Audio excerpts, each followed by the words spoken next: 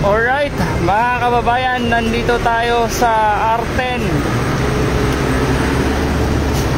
At ngayon ay June 30, mag-aalas 4 ng hapon.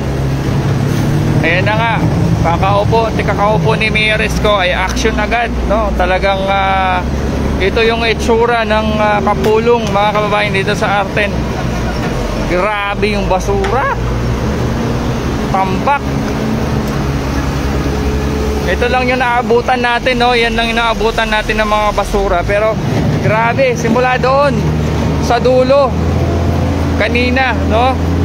Ito lang yung naabutan natin, pero simula doon sobrang daming basura. Kaya pati dito sa ilalim ng kapulong, yan yung footbridge na hindi madaanan kasi ninanakaw yung bakal. Butas-butas yan.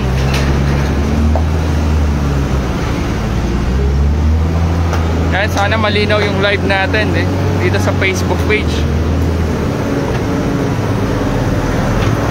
Yung basura yan.